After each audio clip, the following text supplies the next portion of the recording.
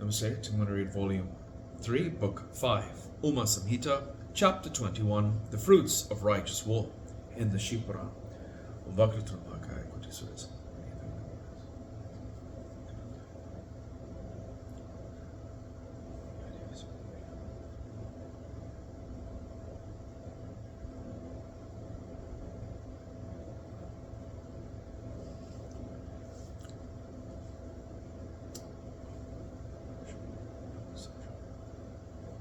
Hariom Tatsat. Vyasa said, Brahmanhood is difficult to be achieved. Brahmin is born of the face of Shiva, Kshatriya of the arms, Vaishya of the thighs, and Sudra of the feet of the Lord, so says the Veda. But do people attain salvation from the lower position? Please tell me.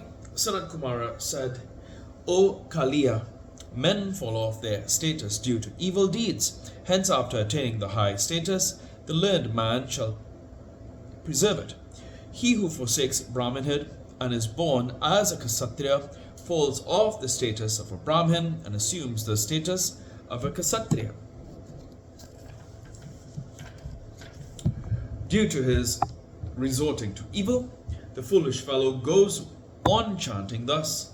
He takes thousands of births and plunges himself into gloom. Hence, after attaining the highest status, one should not err or destroy it. Even in the face of adversity, one shall always preserve his status.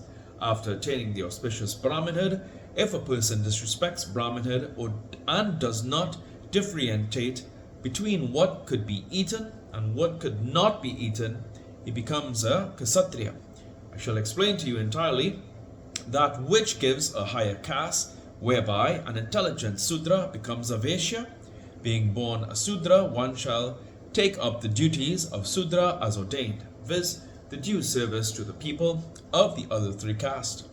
By doing this regularly and aspiring for Vaishyahood, even a Sudra attains it.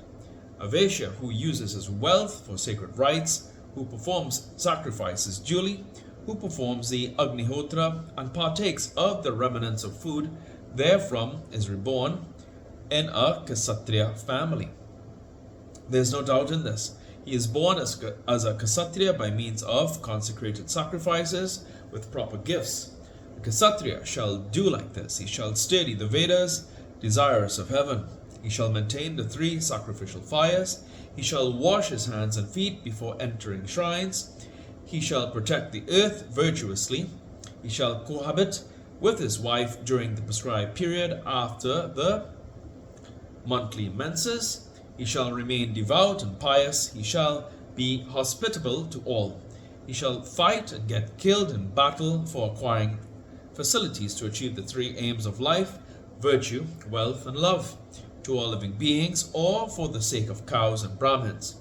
Thus, when his soul is purified by fires and mantras, he becomes a Brahmin. After becoming a Brahmin, if he follows the rules, he becomes a priest in a sacrifice.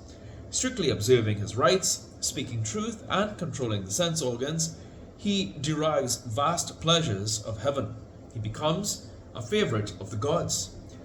O great sage, Brahmanhood is very difficult to achieve. It is attained by men who undergo hardships. Salvation is achieved after attaining Brahmanhood entirely. Hence, a Brahmin shall be virtuous with great effort.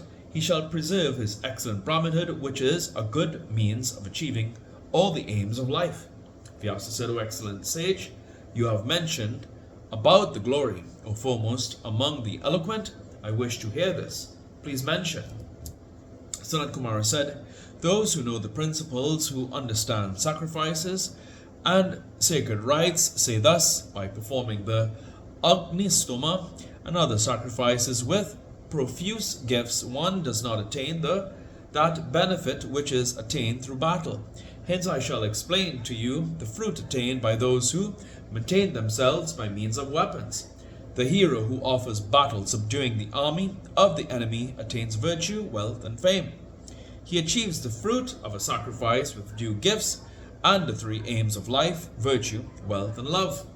He who faces the enemy, kills him, and gets on to the enemy's chariot goes to Vishnu Loka. He who is not defeated in war, nor killed in it, attains the fruit of 4 horse sacrifices. He who dies in the war front without surrendering his weapons attains heaven, from which there is no return. The king, or prince, or the general who heroically fights and is killed by Kshatriya attains everlasting regions. He attains as many worlds as the number of his hairs, split by arrows in the battle. All of these will be wish-yielding and eternal. O Vyasa, both here and hereafter he will have heroic seat, heroic bed, heroic status, and heroic stability always. Those who die for the protection of cows, Brahmin's status, and the master go happily to the other world like virtuous persons. Even a slayer of a Brahmin fighting for his master in a battle and dying there attains heaven, which becomes his permanent abode. The goal realized by the person who dies for the Brahmins, cows, and his master, being killed by carnivorous beast or tusk beasts, is excellent. It yields him extensive and never-ending benefits. A man may be competent to perform hundreds of sacrifices, but it is very difficult to renounce his own body in a righteous war. A righteous war is conducive to the attainment of heaven. It is sanctifying. It makes known the multi-faced beauty of a man. This is the case with the people of all caste, particularly so in the case of a Kshatriya. Now I shall explain clearly the eternal virtue concerning war, as to who can be attacked and hit, and who shall be spared. Even if a Brahmin well versed in Vedanta doctrine were to attack one violently with lethal weapons, one can fight him in return. He will not become guilty of Brahminicide thereby. Even a murderer shall not be attacked and killed if he is thirsty and begs for water. Vyasa, by killing the sick and the distressed, even in battle a man becomes guilty of Brahminicide. One becomes a murderer of a Brahmin by killing the sick, the feeble, the child, the henpecked, the miserly, and one whose bow or bowstring is broken. After considering all this, an intelligent man shall strenuously indulge in battles. He will achieve the purpose of his life and rejoice here and hereafter. Footnotes.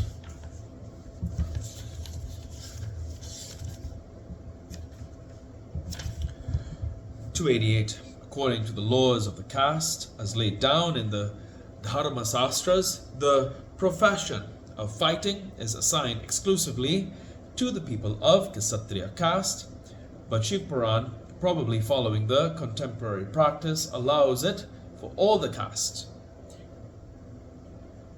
And here is today's reading of the Shiva Puran. Om Prabhu Puran.